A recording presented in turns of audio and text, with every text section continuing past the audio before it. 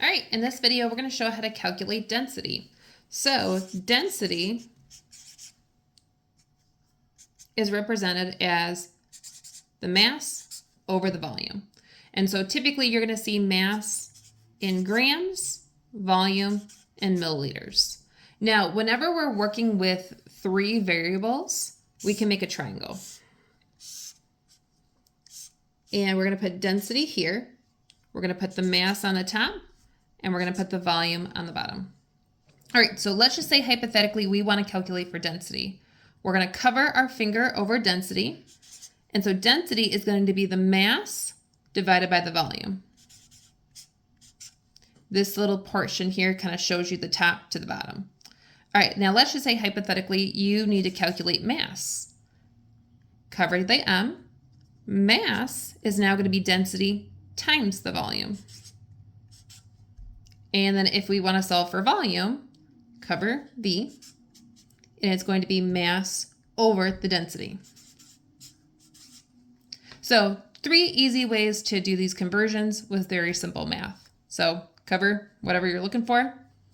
Mass over volume will equal density. Solving for mass, density times volume. Solving for volume, mass over the density. So let's just say hypothetically you have an example, and it's asking you about ethanol, for instance. So ethanol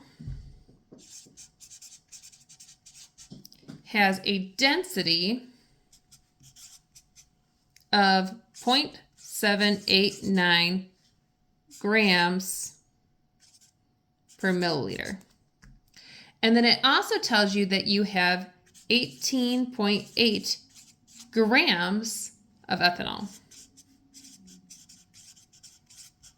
So ethanol has a density of 0.789 grams per milliliter at 25 degrees Celsius. We don't care about 25 degrees Celsius, but if you had 18.8 grams of ethanol needed for a reaction, what is the volume going to be in milliliters? So in this situation, if we were to look at our triangle, density, mass, volume, you're solving for volume. Volume is going to be the mass over density.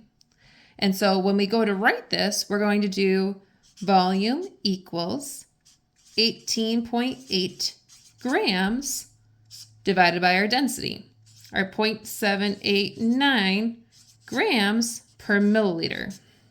Now, how this is written, we're going to cancel out our grams, and milliliters is actually going to go on the top. If this makes it just a little bit easier to see, we could write it like this too. 18.8 grams times 1 milliliter over 0.789 for those that prefer dimensional analysis. Either way, you're going to get the same answer. So we're going to do 18.8 divided by 0.789. And I see that I get 23.8, and this will be in milliliters.